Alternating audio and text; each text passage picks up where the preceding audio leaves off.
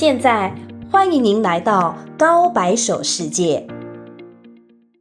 중국 슈퍼리그에 참가하는 산동 타이산이라는 팀이 있습니다. 작년 승부 조작 문제로 인해 중국인 감독과 선수들이 구속되면서 공중분해될 뻔했던 팀인데 최강희 감독이 시즌 중간부터 맡아서 리그 준우승이라는 큰 성과를 만들어냅니다. 그래서 작년 중국 슈퍼리그에서 최고 지도자 상을 받기도 했죠. 그리고 이 팀에 우싱한이라는 선수가 있습니다. 포지션은 공격수인데 미드필더로도 많이 나옵니다. 손흥민 선수 포지션이라고 보면 될 것 같습니다. 다만 보통 오른쪽에 서죠. 눈에 띄게 잘하는 선수는 아닙니다. 지금 2023-2024 AFC 챔피언스 리그가 한창 진행 중입니다. 지난 3월 13일 8강전이 있었는데 산동 타이산이 0대1로 요코하마 FM에게 패배합니다. 시합을 봤는데 후반 시작하자마자 요코하마 수비수 한 명이 퇴장을 당했는데도 불구하고 이상하게 밀리다가 결국 역습당해서 한 골을 먹고 패배합니다. 두 팀의 1차전 경기에서도 산동 타이산이 1대2로 패배했기에 탈락이 확정되었죠. 이 경기에서 우싱한은 71분 교체대에서 들어왔는데 실점 상황을 보면 뒤쪽에 있던 상대 선수를 아예 놓쳤습니다. 이것 말고도 경기 중에 실책이 많았더라고요. 그래서 경기가 끝난 후 우싱한 선수를 비난하는 기사하고 댓글이 쏟아졌습니다. 우싱한, 너는 진짜 초고급 수준이다. 우싱한, 어떻게 중국 슈퍼리그에서 뛰는 거냐? 최강희가 마침내 확실하게 우싱한을 알게 되었다. 우싱한은 이후 팀 생활이 편하지 못할 거다. 그런데 우싱한의 부인으로 추정되는 사람이 SNS에 우싱한의 잘못이 아니라 골키퍼가 제대로 못 잡아서 그런 거라는 글을 올려서 또 한번 비난이 쏟아졌습니다. 산동 타이산의 골키퍼는 왕따레이인데 중국 국대도 항상 뽑히는 선수입니다. 다만 요즘에는 옌진링이 선발이라서 잘 나오지는 못하는 상황이죠. 올해 2023 카타르 아시안컵 조별리그에서 한국이 6실점을 한 반면 중국은 1실점밖에 안 했죠. 하도 슛을 많이 막아봐서 그런지 중국 골키퍼는 잘하더라고요. 어쨌든 왕따레이는 중국 축구 선수 중에서는 거의 최고참인데 같은 팀 후배의 부인이 공개적으로 저격을 해서 이제 서로 좀 불편한 사이가 될 것 같습니다. 이번 우싱한 선수에 대한 사람들의 원성이 큰 이유는 이 선수가 과거 승부 조작에 가담해 본 듯한 뉘앙스의 발언을 한 적이 있기 때문입니다. 그래서 이번에 혹시 승부 조작에 참여한 거 아니냐는 의심이 들어서 사람들이 더 크게 반응하는 거죠. 1년 전쯤 작년 3월 5일에 중국을 떠들썩하게 만들었던 소식이 하나 보도됩니다. 우싱한 선수가 지인하고 대화를 나눈 기록이 유출되었는데 중국 슈퍼리그는 승부 조작이 빈번하고 참여하면 한 번에 30만에서 40만 위안을 받을 수 있다는 내용이었습니다. 당시 중국 언론은 이 사건을 이렇게 평가하고 있습니다. 우싱한이 폭로한 중국 슈퍼리그는 모두 승부 조작이라는 신호도 반드시 신중히 조사해야 합니다. 팬데믹 3년 동안 중국 슈퍼리그 참가팀들 중에서 연봉 미지급 문제가 있는 경우가 많았으며 일부 축구 선수들이 진짜 가담했을 가능성이 있습니다. 확대해서 말하면 중국 슈퍼리그에서 승부 조작이 가득 차 있다면 각급, 을급 리그는 말할 것도 없고 오늘날 중국 프로축구 리그는 승부 조작 리그일 것입니다. 마지막으로 주목할 만한 소식은 우싱한이 이미 이 정도로 썩었는데 산동 타이산은 아직 입장을 발표하지 않았다는 것입니다. 이것은 정말 인이라고 볼 수 있습니다. 이제 산동 타이산이 어떤 반응을 보일지 알 수 없습니다. 놀라운 사실은 우싱한은 이 발언에 대해 아무런 조사나 제재를 받지 않았다는 겁니다. 소속팀인 산동 타이산도 이 사건에 대해 아무런 입장을 표명하지 않았으며 우싱한을 조용히 다른 팀으로 한 시즌만 임대를 보냈다가 올해 다시 합류시켰습니다. 우싱한이 가진 배경이 굉장히 튼튼하다는 생각이 들 수밖에 없는 상황입니다. 반면 작년에 산동 타이산 팀의 감독이었던 하오웨이 및 조선족 선수 김경도 등 몇 명은 승부 조작 및 뇌물수수 혐의로 구속되었고 한국인 손준호 선수 역시 2023년 5월 15일 출국 직전 공항에서 비공무원 뇌물수수 혐의로 중국 공안에 체포되었습니다. 출국 심사는 무사히 통과했는데 비행기 탑승 직전에 체포당했다는 것을 보면 출국 금지가 되어 있던 게 아니라는 거죠. 즉 체포 당시에는 혐의를 입증할 아무런 증거도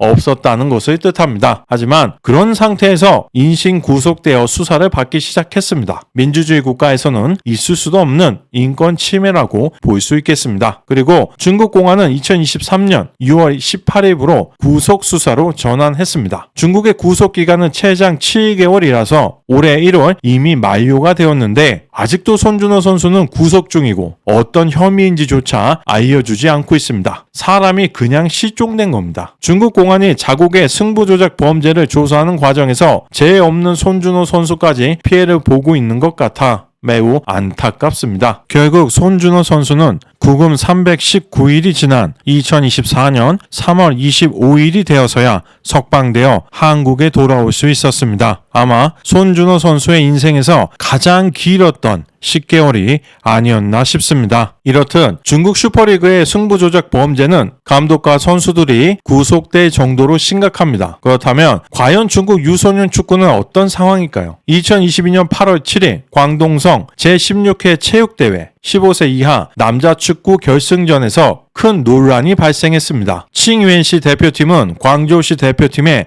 3대1로 앞선 상황에서 계상한 방식으로 연속 4골을 내주며 최종 3대5로 패했습니다. 흰색 유니폼이 칭유엔 팀이고 빨간색 유니폼이 광저우 팀인데 전반까지는 광저우가 선취골, 칭유엔이 만회골로 1대1 승부가 팽팽했습니다. 하지만 후반 들어 칭유엔 팀이 2골을 연속으로 득점하면서 순식간에 3대1로 벌어집니다. 그러자 오히려 이기고 있던 칭엔 팀이 후반 19분 갑자기 선수를 교체했는데 그 선수가 골키퍼에게 가서 뭔가 이야기를 합니다. 아마 감독의 지시를 전달한 것이겠죠. 그 후 갑자기 경기의 양상이 변화합니다. 먼저 심판이 칭엔 팀에게 납득하기 어려운 반칙을 선언해서 광저우 팀이 페널티킥으로 한 점을 따라붙습니다. 그리고 칭엔 팀 선수들이 점점 더 제대로 경기에 임하지 않습니다. 그라운드에서 대충 패스 연습만 하면서 시간을 보내는 거죠. 그 사이 광저우 팀은 4골을 몰아넣으며 역전승을 합니다. 이렇게 승부 조작이라고밖에 볼 수 없는 장면이 중국의 각종 소셜미디어에 퍼지면서 엄청난 비난이 쏟아졌습니다. 광동성은 인구가 1억 2천만 명에 이르는 큰 성인데 성도는 인구 1,800만의 광저우시입니다. 반면 칭유엔시는 인구 450만의 광동성의 2선 도시에 불과하죠. 그래서 광저우팀 관계자들은 칭엔팀이 이기는 걸 용납할 수 없었던 걸까요? 유소년 축구에서조차 더러운 승부 조작을 벌였습니다. 보통 자기 자식한테는 가장 좋은 걸 먹여주고 물려주고 싶은 게 사람의 본성이 아닐까요? 하지만 광저우팀의 감독, 관계자, 그리고 부모들은 더러운 승리를 자신들의 아이들에게 줘도 된다고 생각했나 봅니다. 물론 승리도 중요하고 성과도 중요하지만 내가 추구하는 신념이라든가 내가 지켜가고 싶은 명예 등 물질적으로 혹은 눈에 띄는 명확한 결과로는 얻을 수 없는 소중한 것도 있는데 아이들을 잘 지도해줘야 하는 어른들이 이런 행동을 했다는 게 굉장히 실망스럽습니다. 2007년생인 이 아이들이 10년 뒤 중국 축구를 대표하는 선수들이 될 텐데 이렇게 어린 나이부터 승부 조작을 경험하게 된 상태에서 과연 훌륭한 선수로 성장할 수 있을까요? 승리가 노력과 실력을 바탕으로 공정한 경기를 통해 얻을 수 있는 명예로운 것이 아니라 거래로 사고 팔 수 있는 물건이나 다름없다는 교육을 받고 자란 아이들이 과연 중국 국가대표라는 큰 명예와 진정한 스포츠 정신이 무엇인지를 이해할 수 있을까요? 중국 축구 협회의 대회가 있습니다. 중국의 FA컵이라고 볼 수 있겠죠. 2022년 대회는 1부 리그인 중국 슈퍼리그에서 18개 팀, 2부인 감리그에서 18개 팀, 3부인 을리그에서 3개 팀, 마지막으로 4부라고 볼 수 있는 중국 챔피언스 리그에서 2개 팀, 총 41개 팀이 격돌했습니다. 그런데 1부 리그 팀이 4부 리그 팀에게 굴욕적인 패배를 당하는 사건이 발생합니다. 2022년 11월 17일 중국 FA컵 2라운드 중국 챔피언스 리그 소속의 깐수성 징추안 원헤이가 승부차기 끝에 베이징 고안을 7대5로 꺾고 16강에 오르는 이변을 만들었습니다. 경기는 2대2로 비겼는데 승부차기 끝에 베이징 고안이 결국 5대7로 패배했습니다. 심지어 볼 점유율마저 징추안 원헤이팀이 54%로 우세했습니다. 베이징 고안이 어떤 팀입니까? 중국에서 가장 인기 있는 프로축구팀 중 하나입니다. 지금 중국 슈퍼리그가 16개 팀인데 수도인 베이징을 연고지로 둔 팀은 베이징 고안 하나밖에 없습니다. 이 팀은 자본금만 해도 무려 25억 위안에 달합니다. 지금 민헨에서 뛰고 있는 김민재 선수도 이 팀에 이름을 올렸던 적이 있습니다. 반면 징추안 원헤이 팀은 사실 아마추어라고 볼 수 있는 4부 리그, 중국 챔피언스 리그 소속입니다. 2013년 축구 애호가 30여 명이 모여서 자본금 3만 위안으로 창단했고 2021년에서야 정식 축구단으로 등록된 사실 조기 축구회하고 큰 차이가 없는 팀입니다. 당시 많은 중국 언론에서도 징추안 원헤이 팀을 취재했고 그 과정에서 축구 팬들이 놀랄만한 팀의 실상들이 점점 더 드러났습니다. 징추안 원헤이 축구팀 구단주 여빈무 씨는 다음과 같이 말했습니다. 선수 월급은 보통 3천 위안으로 매우 낮습니다. 가장 많은 연봉을 받는 최동훈도 5천 위안에 불과합니다. 축구단에 대한 사회 각계의 지지에 매우 감사드리고 더 많은 사람들이 축구단의 발전과 운영에 충분한 관심을 갖기를 바라며 더 좋은 성과를 낼 수 있도록 도움을 주시기를 희망합니다. 현재 152명의 선수가 등록돼 있으며 평균 연령은 약 32세입니다. 선수 중 징추안 현지인은 70여 명 정도고 나머지는 전국 각지에서 왔습니다. 선수들은 평소 각자의 직장에서 근무합니다. 체육교사, 기업체 직원, 공무원 등으로 모두 축구를 즐깁니다. 가끔 팀 선수들이 징추안에 모여 집합훈련을 할 때는 구단주가 아주머니를 찾아서 선수들에게 식사를 제공합니다. 일반적으로 3가지 요리와 국 하나이며 호의형 강도가 높을 때는 2가지 고기 요리를 추가하고 운동선수 전문 영양식을 추구하지는 않습니다. 만약 이 승부가 조작이 아니라면 도대체 어떤 수준의 선수들이 고액 연봉을 받고 일부 리그에서 뛰고 있는 거냐, 실력이 아닌 관시로 들어간 선수들이냐 등 뒷말이 무성했습니다. 즉 실력으로 진 거라면 관시를 이용해서 자격 없는 선수들이 프로리그로 진입한 게 문제가 되는 것이고 고의로 패배한 거라면 승부 조작 범죄를 저지른 게 아니냐는 거죠. 사실 승부 조작이 없는 나라는 없습니다. 한국도 승부 조작 문제가 불거진 적이 많죠. 다만 중국은 워낙 인구가 많고 스포츠 불법 도박이 성행해서 우리보다 훨씬 큰 문제가 되는 것입니다. 그리고 한국과 중국의 중요한 차이점은 한 가지가 더 있습니다. 2023년 3월 28일 대한축구협회는 우루과이와의 평가전을 앞두고 각종 비위 행위로 징계를 받은 전 현직 선수, 지도자, 심판 등 100여 명을 사면하겠다는 기습 발표를 합니다. 어차피 경기가 끝나면 경기 관련 뉴스들이 많이 나오니 그 전에 발표해서 사면 뉴스가 조용히 묻히게 만들고 싶었겠죠. 이 사면 명단에는 심지어 2011년 프로축구 승부 조작에 가담했다가 제명된 선수 50명 가운데 48명이 포함되었습니다. 하지만 대한축구협회의 이런 비열한 짓거리에 대해 사회에 큰 비난이 쏟아지자 2023년 3월 31일 사면을 철회하고 이용표 부회장, 이동국 부회장, 조원희 사회공헌위원장이 물러납니다. 분명히 실행한 건 대한축구협회 사무처에서 근무하는 사람들이고 허락한 건 정몽규 축구협회장인데 본인들은 전혀 책임을 지지 않습니다. 이런 부분들이 참 아쉽기는 하지만 그래도 한국은 이러한 부정행위에 대해 시민들이 문제 제기를 할 수 있는 민주주의 사회이기 때문에 사면이 이루어지는 것을 막을 수 있었습니다. 만약 중국 같은 공산주의 사회였다면 언론 보도도 필요 없이 자기네들끼리 조용히 사면을 해 주었을 겁니다. 이처럼 우리도 문제는 많지만 적어도 중국보다는 훨씬 더 큰 자정 능력을 가지고 있는 것입니다. 오늘 영상은 여기에서 마치겠습니다. 시청해 주셔서 감사합니다.